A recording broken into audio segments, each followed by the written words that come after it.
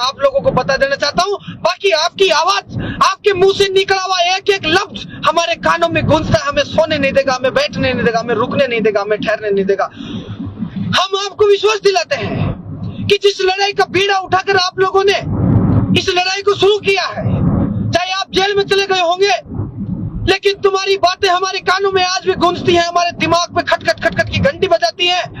इसीलिए मेरे भाइयों, राजस्थान यूनिवर्सिटी में सुख शांति से हम हमारे काम के लग रहे थे। मैं थोड़ी दूरी से ही बना रखा था, मैं सोचा कि राजस्थान यूनिवर्सिटी के चुनाव बहुत नजदीक है, मैं अपनी व्यवस्थाओं में लग रहा था। लेकिन जब बात अपनों किया जाए, मान सम्मान और स्वाभिमान किया जाए, तो विनोद कभी समझौता नहीं करता और ना ही करने देता, चाहे कोई कितना बड़ा नेता हो, चाहे कितना छोटा कार्यकर्ता हो, सबको साथ लेके एकदम मुट्ठी सी बंद करके लड़ने की शुरू से आदत रही है भाइयों। और रही बात पुलिस प्रशासन से, किसी को नहीं घबराना है। अगर कोई भाई घर पे बैठा है और वो सोच रहा है कि मैं चला गया तो क्या पता पुलिस के डंडे पड़ जाएंगे। मैं आपको याद दिला दूं, जब अपन बचपन में छोटे छोटे थे ना, तो अपने को टीचर मुर्गा बनाते थे, डंडे से मारते थे, मतलब सूतते थे, तब अपन चिल्लाते थे। लेकिन इसका ये मतलब कभी नहीं निकला कि हम पढ़ने दूसरे दिन स्कूल नहीं जाए।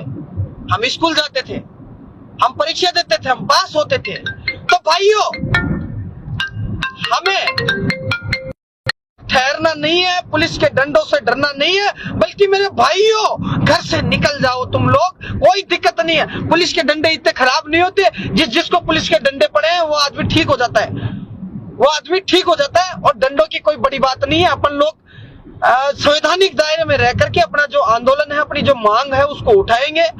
अपने साथियों को जिस प्रकार से जबरन पुलिस ने अरेस्ट किया है, उनको हवालात में भेजा है, ये बहुत ही दुखदायक बात है। हम सब इस चीज को लेकर बहुत पीड़ित हैं, अपने आप को महसूस करते हैं कि जो हुआ वो बहुत गलत हुआ है।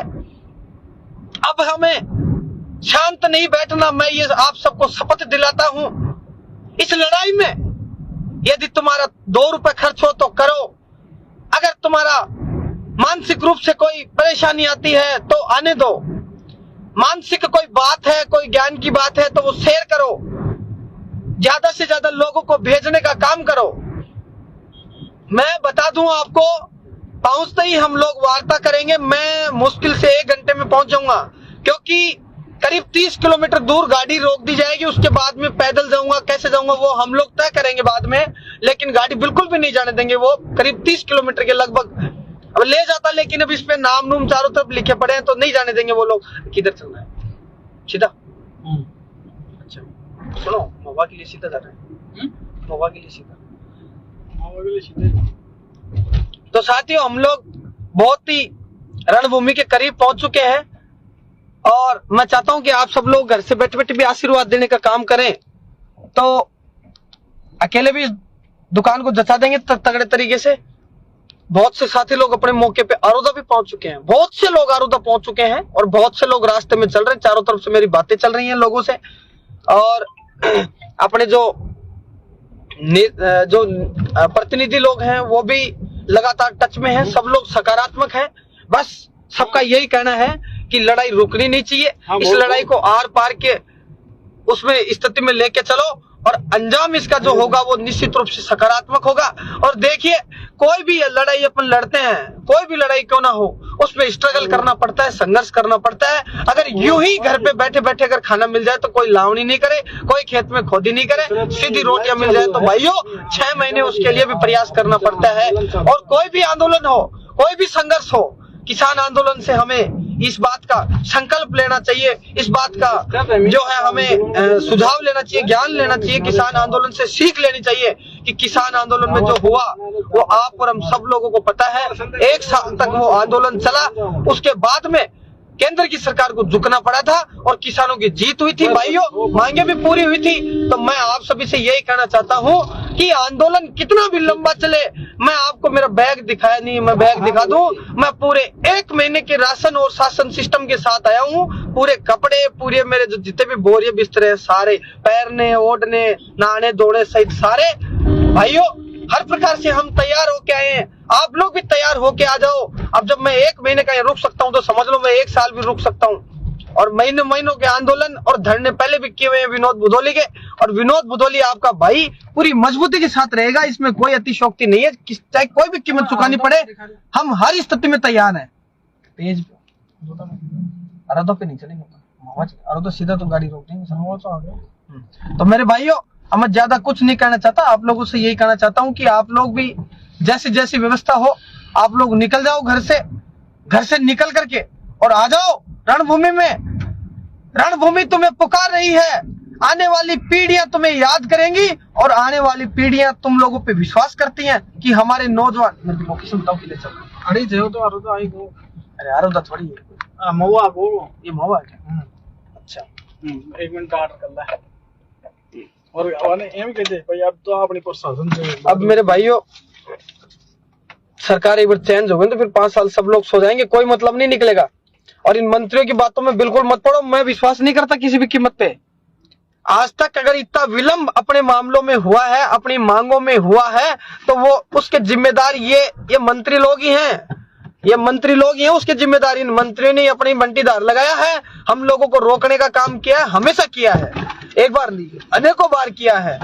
तो मैं आप लोगों से पुनः निवेदन करूंगा, अपील करूंगा कि इस बात को पहुंचा दो और संदेश ये दूंगा कि सब लोग अपना अपना राशन पानी, अपनी अपनी संसाधन सुविधाएं व्यवस्थाएं लेकर के जैसे भी हो, आप ये मत देखो मुझे जाने के लिए गाड़ी चाहिए, नहीं।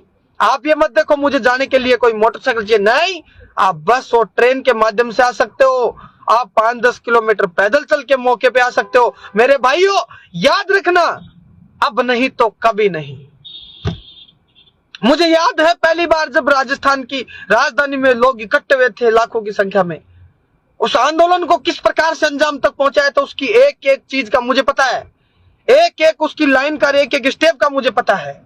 कोई भी लड़ाई बड़ी नहीं होती, लड़ने के लिए जिगरा चाहिए, और इस जिगरे को ठोक लो तुम्हारे को और निकल जाओ, और नहीं भूल जाओ, इस लड़ाई को बंद कर दो। फिर क्या लड़ाई लड़ते हो बार बार यार, तुम लोग फेसबुक पे बैठे बैठे लिखते रहते हो, मैं देखता हूं, तुम डर गए, तुम जा रहे नहीं, तुम वो जा रहे नहीं। अरे तुम लोग भी तो कुछ करो यार, घर बैठे बैठे कमेंट करने से कुछ थोड़े लगे रहो, जय फुले जय वो फलाना दिखड़ा करते रहते हो बैठे बैठे। बहुत से लोग करते रहते हैं घर पे बैठे बैठे, इनसे काम नहीं चलेगा, इनसे काम नहीं चलेगा बिल्कुल भी।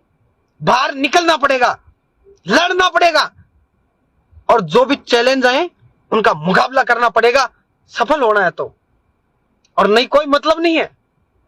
बहुत से लोग कहते हैं घर पे बैठे बैठे मैं ये कर दूं, मैं वो कर दूं। अरे घर के बाहर थोड़ा धूप का मजा तो लेके देखो, निकलो तो सही एक बार तुम लोग, तुम्हारी नानी याद आ जाएगी।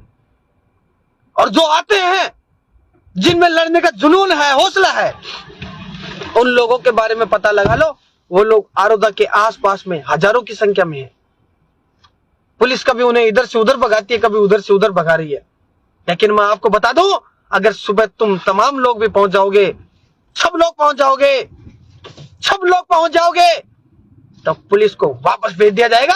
जिस प्रकार से आज एक गांव से भेजा गया था वापस, पुलिस की 2-3 गाड़ियों को गो बैक कर दिया गया था। पुलिस वालों को आगे आ रहे थे या तो उछल उछल करके, और उन्होंने कहा कि गो बैक, और उन्होंने अपने डंडे जैसे ऊपर किए, पुलिस वाले रिटर्न वक्त पर भग गए, बिना रुके भग गए, कोई ज्ञान नहीं दिया उन्होंने, कोई प्रवचन नहीं दिया, चुपचाप चले गए वो। तो मेरे भाइयों, जब तुम्हारे हौसले मजबूत हैं, हौसले बुलंद हैं, और निर्णय तुम्हारे अटल हैं, तो फिर तुम्हें कोई ताकत नहीं रोक सकती, कोई ताकत नहीं रोक सकती। और तुम घर पे बैठे बैठे टूई टूई करते रहोगे ना, ऐसे लिखते रहोगे, ये वो फलाना दिखड़ा है, ये नेतागिरी कर रहा है, वो नहीं कर रहा, वो जा रहा है, वो नहीं जा रहा, इन चीजों को छोड़ दो। 1.5 करोड़ हो तुम, अरे 5% भी पहुंच जाओगे तो तुम्हारे संबंध सरकार झुक जाएगी यार। 150 लोगों में से 5 लोग भी हिम्मत कर करके आ जाएंगे तो अपनी, अरे इसको भेज यार, कहां गए। अगर 5% लोग, सिर्फ 5% लोग भी आ गए, किसी नेता की जरूरत नहीं है, किसी सरकार की जरूरत नहीं है, किसी विरोध पर भदौली की जरूरत नहीं है, किसी नेता की जरूरत नहीं है। तुम 5% आ जाओ, तुम्हारे सामने कलेक्टर, एसपी, आयुक्त सब लोग पहुंच जाएंगे कि बोलो तुम्हारी मंशा क्या है, और अपनी मंशा क्या है स्पष्ट है, हमारे मुग्ध में वापस हो, हमें आरक्षण की स्थिति जो भी हमारी संख्या बल के हिसाब से वो हमें देकर फ्री करो, हमारे जो मुग्ध में उन्हें फ्री करो। हमारे बच्चों, जो पढ़ने वाले बच्चे हैं, कई बार फोन आते हैं, भाई क्या हुआ, हमारी कब क्या है, वो फलाना दिखड़ा,